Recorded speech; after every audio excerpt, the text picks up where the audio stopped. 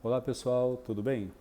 Vamos à nossa aula dessa semana, né? Mais uma aula, videoaula, e nós vamos falar sobre a higiene corporal e a administração de medicamentos, né?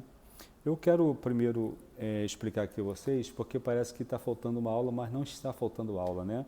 Se vocês observarem desde o começo da apostila, você vai ver que a aula 1 é aquela que nós falamos sobre a lavagem das mãos, a higienização das mãos.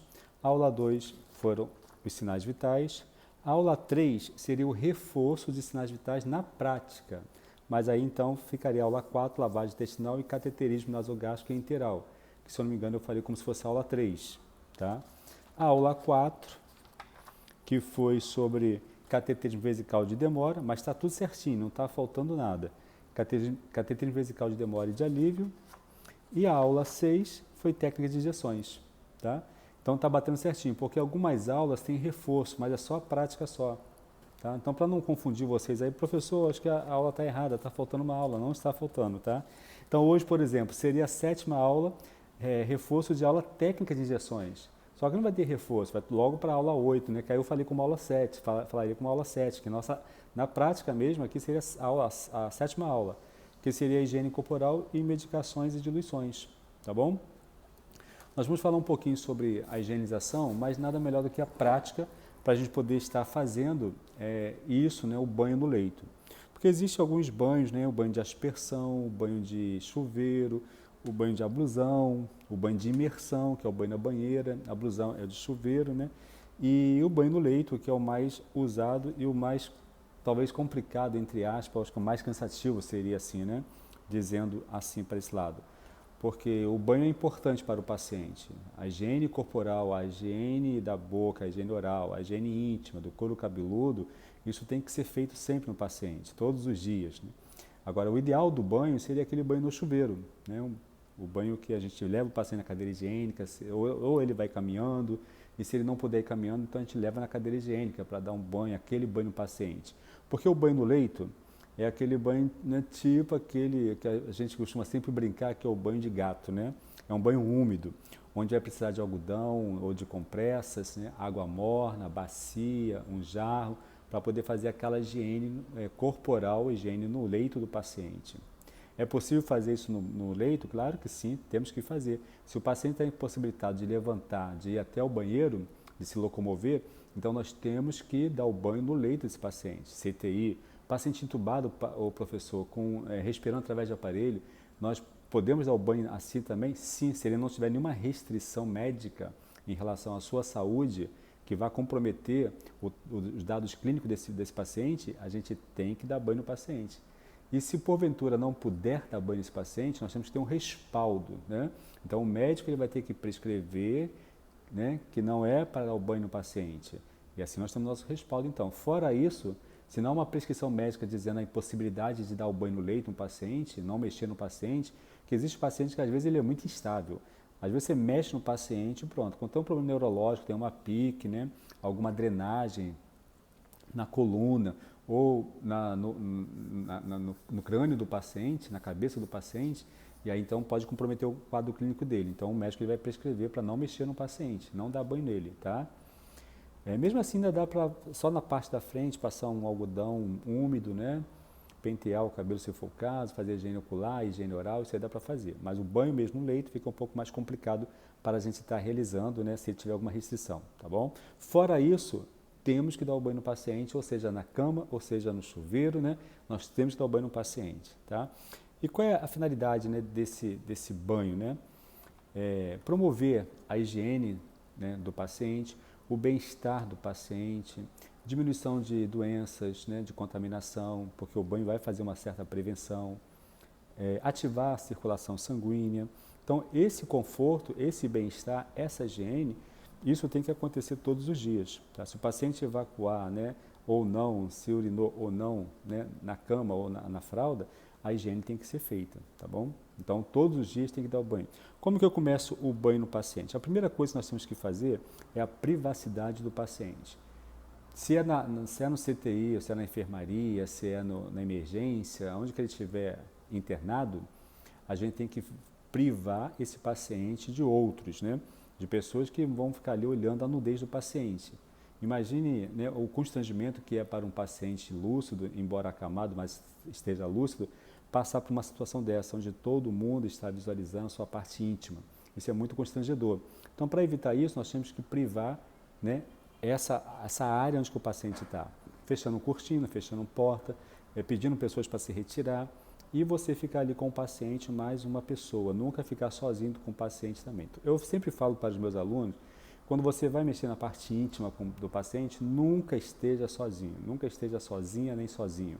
Sempre dê preferência a estar mais um com você, e de preferência assim, se é um técnico em enfermagem, que de preferência esteja uma técnica em enfermagem, né? E vice-versa, para poder manipular o órgão do paciente, mexer com a parte íntima do paciente. Isso é muito importante, porque hoje em dia nós temos pessoas capazes de fazer tudo, né? Para poder conseguir dinheiro, né? E aí até para a gente fica mal essa situação. Então, para evitar isso, para evitar essas situações, né? A gente nunca fica sozinho com o paciente ao manipular o órgão genital do paciente. Só se não tiver condições, mas tendo condições, sempre esteja acompanhado de um outro profissional, para ninguém te acusar de nada, tá? Então o banho, a primeira coisa a ser feita é privar, orientar o paciente, falar com o paciente, informar o paciente o que será feito, né? Como vai ser feito, tá? Não deixar o paciente muito tempo molhado na cama, isso é fundamental. Evitar a corrente de ar frio, fechar todas as janelas, desligar o ar-condicionado, ventilador se tiver. Então, vamos proteger esse paciente agora quando vamos tirar a roupa do paciente. O paciente não precisa ficar totalmente nu. Você vai tirar toda a roupa do paciente, sim, mas a toalha fica na parte de baixo, ou lençol, qualquer coisa. Então, nós vamos fazer por parte a higiene corporal, né? Se eu vou lavar a parte de cima, a parte de baixo permanece com uma toalha ou lençol em cima lá do órgão genital, para não deixar o paciente totalmente exposto. E você começa então uma ordem da cabeça até os pés. Você vai lavando então, né, a cabeça do paciente com o uso de uma bacia, que nós vamos ver isso aqui na prática, os olhos, né? A cavidade oral, eu oriento não dar durante o banho, melhor dar depois, né? Que aí você vai levantar a cabeceira do paciente, vai fazer a higiene oral com auxílio de uma cuba, né? De um antisséptico bucal, porque se você fizer essa higiene oral com o paciente despido, ele vai sentir frio, vai reclamar, vai demorar. Então deixa a parte da higiene oral por último.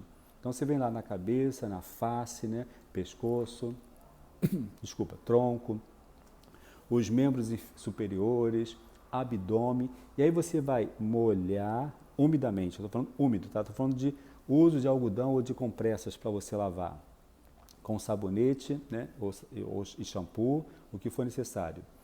E você começa então lá a fazer a parte úmida, depois ensaboar e depois enxaguar. Você vai precisar de jarro e mais bacia para você dar banho. Isso quando tem, né, pessoal? Que às vezes, na maioria das vezes, no hospital público, não temos esses utensílios.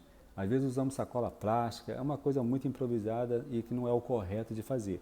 O correto é a gente ter jarro e bacias para dar banho no paciente. Pelo menos um jarro e uma bacia dá para a gente dar banho no paciente. Uma água temperada, né, para poder fazer a temperatura adequada ao corpo do paciente. E você vem então lavando, né, ensaboando e tirando esse excesso de sabão. Não precisa jogar água no paciente, é tudo úmido.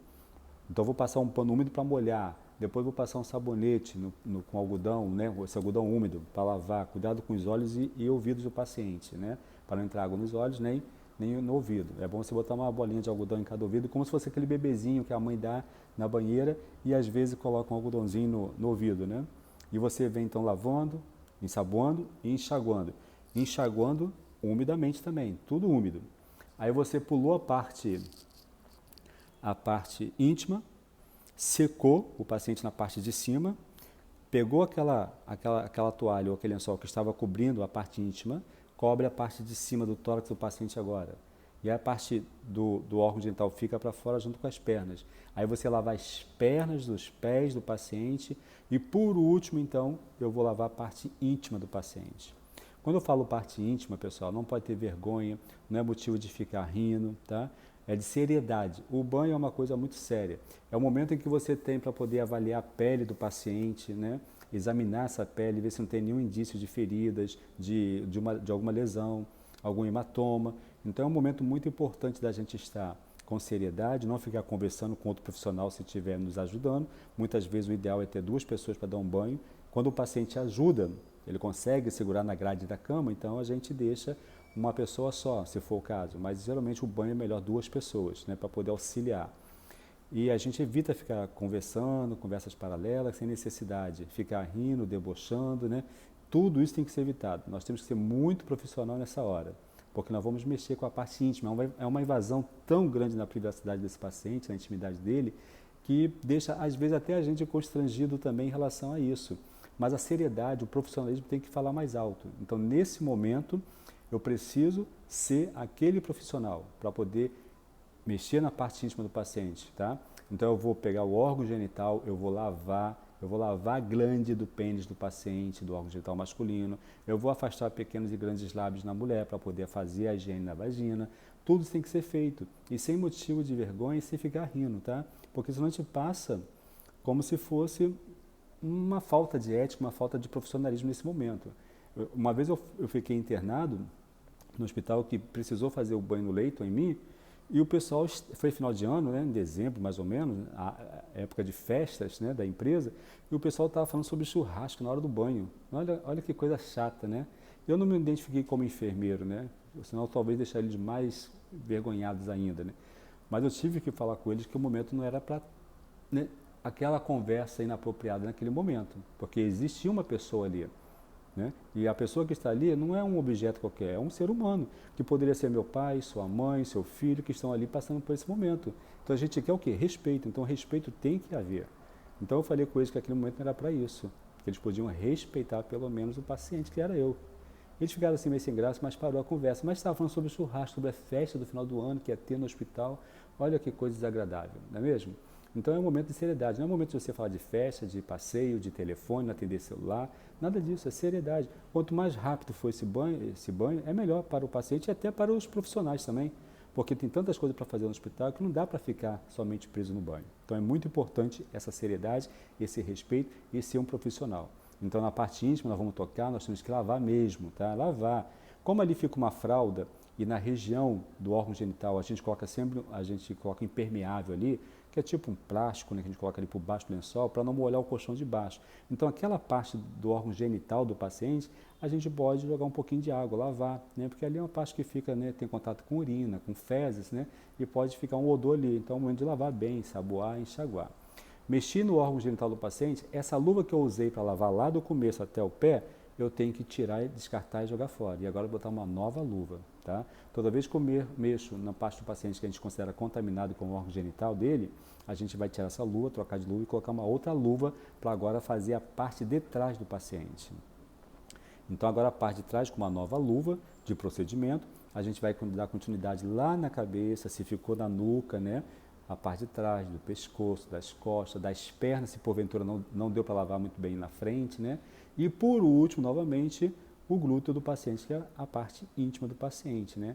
Observar se tem fezes, se não tem, né? Afastar um glúteo do outro para poder lavar, jogar água. Isso são medidas fundamentais para proporcionar ao paciente mais conforto, né? Higiene e evitar infecção.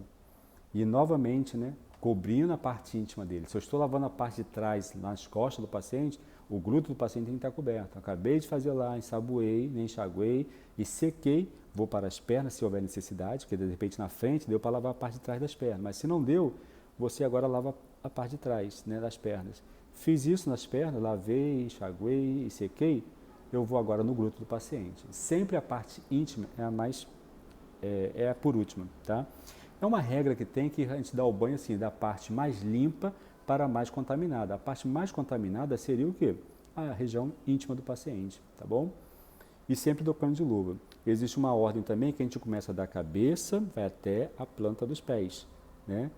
Seria céfalo, antigamente falava céfalo caudal, hoje a gente fala céfalo plantar, que vai até a planta dos pés do paciente, tá? Essa é a ordem, né? Então, vou começar da parte de cima, pescoço, tronco, os braços, pulo a parte íntima, vou para as pernas, né? E depois então para a parte íntima da frente. Aí vou para trás do paciente, né? Novamente lá em cima, né? Cabeça, as costas, pulo a parte íntima de trás e vou para as pernas do paciente. E depois então a parte íntima de trás. E assim é feito o banho no paciente. Depois de estar tudo já higienizado. Troquei a roupa de cama, que a gente vai ver isso na prática, né? Não tem como fazer isso por aqui. A gente vai trocar a roupa de cama, vai passar um álcool nesse colchão, vai colocar uma nova roupa de cama limpa, pegar aquela e jogar no hamper. O que é hamper, professor? Eu quero que vocês pesquisem isso. Hamper, o que é hamper? Tá? Vamos jogar no hamper, isso no caderno, tá, gente? Vou colocar isso no caderno lá, o que é hamper, fora as outras que eu já pedi nas outras aulas, tá tudo no caderno. Vamos definir para mim o que é hamper. Vai pegar as roupas sujas, as roupas contaminadas e jogar no hamper do paciente. E aí você coloca um novo lençol, um novo oleado, um novo traçado, né? Um novo cobertor para o paciente, fronhas, roupa pessoal do paciente, tá? Pijama, se tiver, o roupão, né?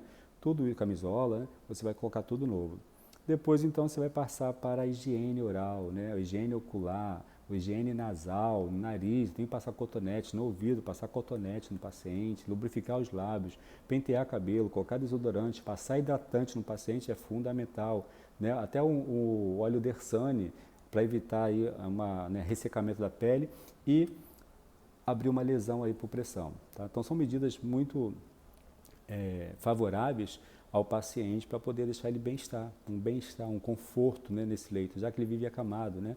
Mudança de decúbito após o banho, colocar para o lado direito, colocar ele depois para o lado esquerdo, botar sentado fora do leito, isso ajuda muito a parte respiratória e faz prevenção da lesão por pressão, tá? Então é muito importante a gente manipular o paciente, sempre de 2 em 2 ou de 3 em 3 horas, a gente está fazendo a mudança de decúbito do paciente no leito. Se possível, colocar ele sentado fora do leito, porque ajuda a parte respiratória dele. E ativa também o que? A circulação sanguínea. Então, isso são medidas preventivas também para a gente poder ajudar o paciente, tá ok? Não deixe o paciente úmido, nem entre os dedos, né? Nem debaixo da mama de uma mulher, tá? Nas dobras da barriga, não deixa úmido porque isso vai criar ferida. Tem que deixar bem sequinho, depois que secou bem, passou lá o seu hidratante ou talco que o paciente usar, pomadas preventivas contra assadura, colocar a fralda de forma confortável para o paciente, sem apertar demais, sem deixar muito largo. Todo é um conforto que a gente vai fazer. O paciente está acamado, está inconsciente, não consegue se expressar, a gente tem que se colocar no lugar dele. Será que ele está confortável assim? Será que está bom assim? E assim a gente vai fazendo as mudanças de decúbito da melhor maneira possível, colocando travesseiro entre as pernas, cobrindo o paciente. Tá bom, pessoal? O banho no leito, ele não tem muitas coisas teóricas para poder falar. É mais na prática mesmo, tá? Mas aí vocês vão vendo aí o material, o que precisa, tá? Para a gente poder falar sobre isso, tá?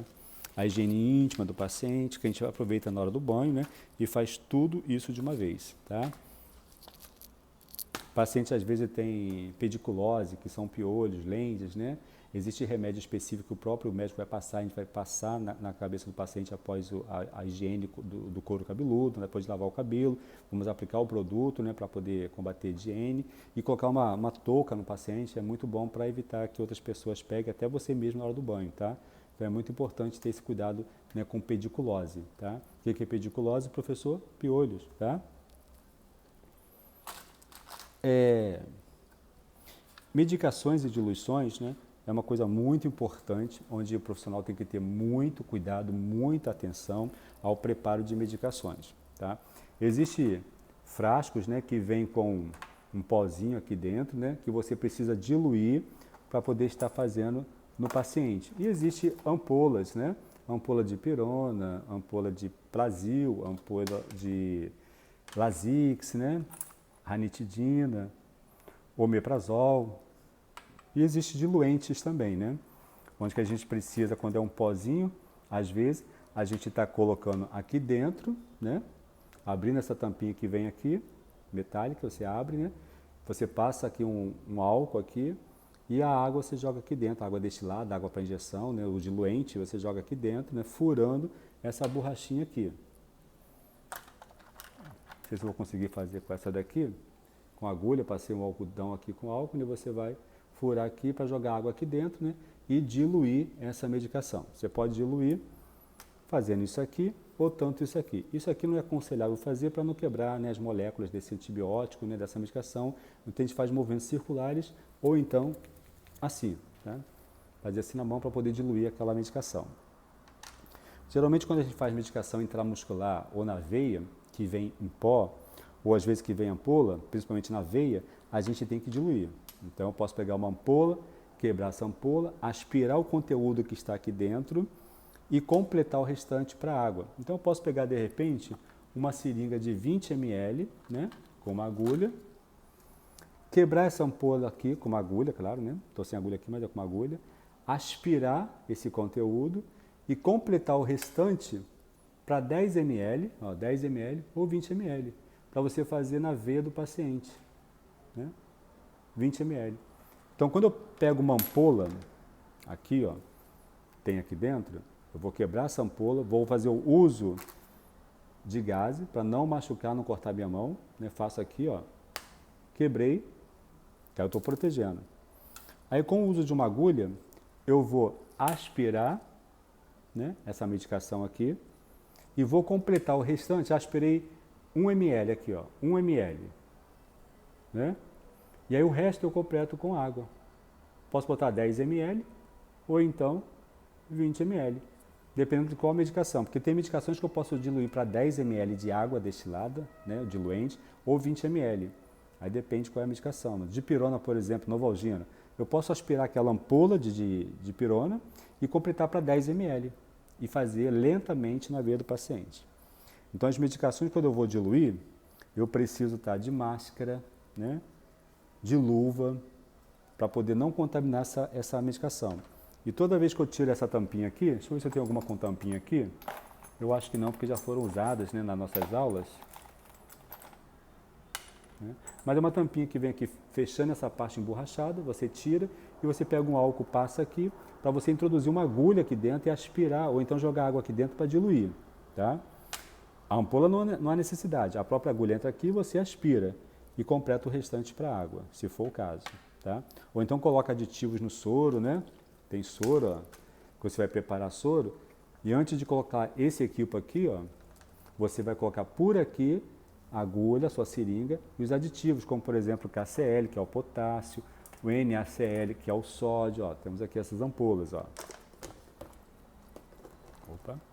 Essas ampolas aqui são aditivos, são eletrólitos, né, que a gente coloca no soro do paciente para repor.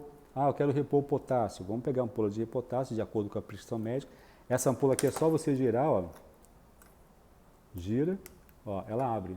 Aí você coloca a agulha aqui dentro com uma seringa e aspira esse conteúdo. Temos o sódio, temos magnésio, né? Qual for o aditivo que o médico prescrever, é só a gente pegar essas ampolas, que é desse tipo aqui mesmo, e colocar quantas ele quer. Aqui é 2 ampolas. Uma ampola, aqui tem 2, ó. É só você separar, né? Uma ampola, 2 ampolas de KCl, que é o potássio, ou sódio, né? E coloca dentro do soro. Feito isso, você coloca aqui novamente, ó. Aqui. O equipo de macrogotas, que é o equipo de soro. E você conecta isso aqui lá no acesso venoso que foi puncionado na aula passada, né, que nós vimos isso aqui, com um polifix. Ó, essa via aqui, ó, a gente vai conectar aqui. Isso aqui está no braço do paciente, na veia dele. A gente conectou o soro aqui, pendurou o soro lá. Existe um dosador aqui, ó, que para cima você abre, ó, quero abrir, ó, tá aberto. Aqui vai começar a pingar. Só não vai pingar porque eu estou dobrando aqui. Aqui pinga. Aqui vai pingar, ó. E depois você fecha, né? E ele para de pingar. E você pode controlar a dosagem aqui, né? As gotinhas. Uma gota muito rápida, uma gota muito lenta, né? E é necessário fazer um cálculo, né? Para saber quantas gotas por minuto você tem que deixar esse equipo macrogotas pingando. Então, esse aqui é um tipo de equipo, macrogotas, que eu posso estar fazendo soroterapia, né? E o microgotas, que são esse daqui, ó. Vou abrir aqui o equipo microgotas. Que a gente também pode até botar um sorinho aqui, ó. Né? Isso aqui sai, abre, ó. Você conecta isso aqui no soro, tá vendo? E aqui também você coloca as medicações que o médico prescreveu. Ah, um antibiótico venoso. Vou botar aqui e vou botar por aqui, desculpa, o soro. Geralmente aqui a gente faz 50 ml, faz 100 ml, não faz muito, né? E esse aqui é chamado microgotas. Por que ele é micro? Porque a gota dele é muito pequena, né? Quando pinga aqui 3 gotas aqui, equivale a 1 gota do macro. Quando o micro pinga aqui 3 gotinhas, equivale a 1 do macro. Então ele é microgota por isso. E esse aqui do soro, ele é macro, né? Macrogota porque a gota é maior. Tem 3 gotas dessa aqui dentro. Pinga uma gota aqui, ó, tem 3 do microgotas, que é esse aqui. O sistema dele também é a mesma coisa, ó. Vai acoplar essa parte aqui lá na saída, lá na punção venosa.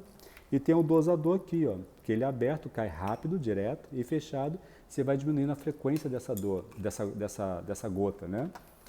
Quanto mais você vai fechando ele, a gota vai diminuindo a queda dela, né? O gotejamento vai diminuindo. Uma gotinha, 2, 3, ou eu posso botar 1, 2, 3, 4, de acordo com o que você abrir e fechar ali aquele dosador. Então a gente pode estar fazendo medicações através da soroterapia, né, no macrogotas, e o mais usado é microgotas para fazer antibiótico, né, diluir uma medicação como a ranitidina, por exemplo, né, a gente tem que diluir lá para 50 ml de soro glicosado, né, e a gente vai usando o soro fisiológico ou soro glicosado, tá? Então aqui, essas ampolas, esses frascos, né, frasco de soro, a gente tem que diluir todas as medicações que a gente for fazer na veia do paciente. Quando for pó, eu tenho que jogar água destilada aqui dentro, né? O diluente, tem que jogar um diluente aqui dentro, uma água, abrir e jogar aqui dentro através de uma seringa com uma agulha, que a gente vai ver isso também na prática, tá? Então não precisa ficar preocupado, essa aula é complicada, não sei o quê, não, porque a gente vai fazer isso na prática, nós vamos diluir aqui as medicações, vamos quebrar ampolas, né? E vamos simular que estamos fazendo, né? Lembrando que quando eu preparo um soro do paciente, né, eu tenho que ter um rótulo aqui, dizendo que soro é esse, aqui está escrito, ó, fisiológico, mas pode ser glicosado, pode ser lactado, né? Então aqui eu tenho que ter um rótulo dizendo o nome do paciente, o leito que ele se encontra, a enfermaria que ele se encontra, que soro é esse e o que tem dentro desse soro. Eu botei o soro fisiológico 500 ml, coloquei o KCl, que é o potássio, 2 ampolas, botei um sódio, 2 ampolas, né? Deu 540 ml, porque cada frasco desse aqui corresponde a 500 ml, ó. Tem frasco desse aqui de 250, tem frasco de 100, né? Tem frasco de 50 ml, mas esse aqui para fazer soroterapia, ele tem que ser de 500 ml, tá? Mas a identificação tem que ter. Aí você tem que colocar o que você colocou aqui dentro, de acordo com a prescrição médica, qual foi a data e qual é o gotejamento, quantas gotas por minuto, né? Tem um cálculozinho, que eu acredito que quem já não teve vai ter ainda, né? De gotejamento com a massa, se não me engano. E aí a gente vai colocar aqui quantas gotas por minuto. 21 gotas por minuto. O que é isso, professor? É aqui pingar 21 gotas durante 1 minuto. Através de um relógio, a gente consegue contar 1, 2, 3, pingando aqui, né, 4, até dar 21 gotas durante 1 minuto. Ou pode ser 42, aí de acordo com a prescrição médica. Ele pode prescrever em 24 horas, um gotejamento é diferente. Ele pode prescrever 12 horas, 8 horas. Aí o número de gotas aqui que vão pingar, né, vão ser diferentes de 24, 12, tá? Vai ser bem diferente. Então aí é durante 1 minuto que a gente faz esse gotejamento ali. A gente faz o cálculo, tem uma formulazinha que é volume sobre tempo dividido por 3, tem volume dividido pelo tempo, né? Para a gente saber quantas gotas por minuto eu vou deixar esse soro ou vou deixar essa medicação fluindo no braço do paciente, tá? É uma responsabilidade muito grande, né? Quando eu mexo com medicação, eu tenho que parar tudo, me desligar de tudo, me concentrar ali, para não ter erro. Então, existem alguns certos que eu pedi na aula de fundamentos, né? São 13, se eu não me engano, 13 certos, mas eu vou dizer 5 principais certos que você tem que se atentar. Nome do paciente todo, o nome da medicação, isso é importante, comparar. Esse aqui é o seu fulano, o seu José da Silva, essa medicação que o médico prescreveu é essa daqui. A dosagem dessa medicação, 500 miligramas, 1 miligrama, né? Quantos gramas são de medicação aqui dentro, né? A via certa, o horário certo, são algumas medidas importantes, tá? Então, ó, 5 certos que eu quero que vocês estejam na ponta da língua quando for preparar a medicação.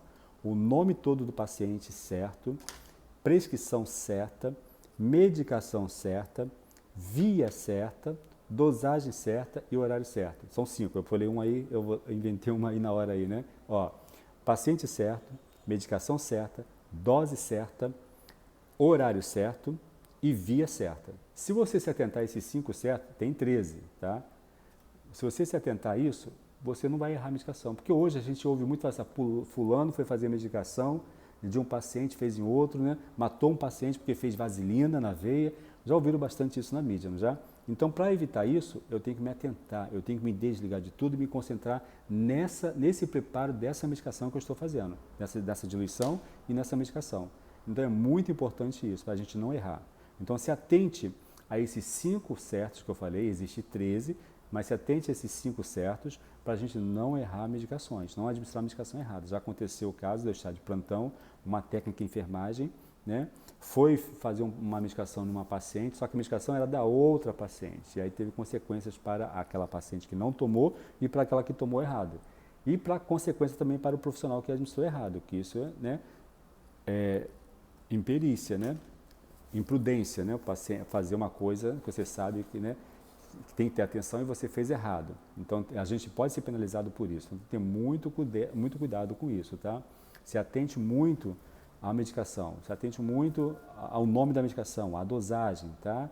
Cuidado com as dosagens, vê se a dosagem que o médico mandou é o mesmo que a farmácia mandou, porque a farmácia, o médico prescreve lá, por exemplo, um omeprazol de 40 ou de 20 miligramas, e a farmácia manda de 40. Então você tem que tentar isso, se atentar a isso. Mas tem que fazer a metade da ampola, ou metade do comprimido, o que for. Então tem que ter muito cuidado, que médico também erra, tá, gente? O médico erra a prescrição. Então fique atento para poder ver se o médico realmente escreveu certo. Ô, doutor, é isso mesmo que o senhor quer? É essa via mesmo? Porque eu nunca vi fazendo dessa via ou esse medicamento dessa dosagem. A farmácia pode mandar uma dosagem a mais do que o médico prescreveu. Então, assim, todo cuidado é pouco. E a corda, conforme eu já falei, sempre arrebenta para o lado mais fraco, né? Que somos nós. Então, tem que ter muito cuidado com isso, tá bom, pessoal? Então, se atente aí às medicações, né, o que está sendo feito, as diluições certinhas, para a gente não errar, tá ok? E aí, na semana que vem, a gente vai falar um pouco sobre técnica de curativo, oxigenoterapia e preparo do corpo pós-morte. E aí, depois eu vou estar fazendo algumas revisões, tá?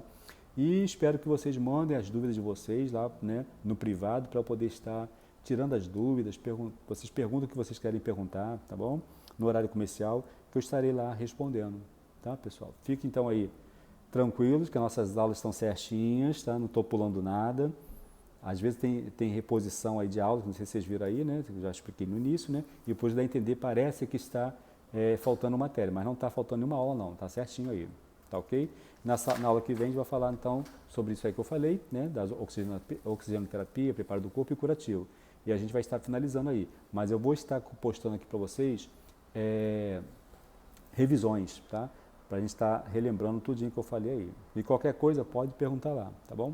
Fique com Deus então e até o próximo vídeo. Tchau!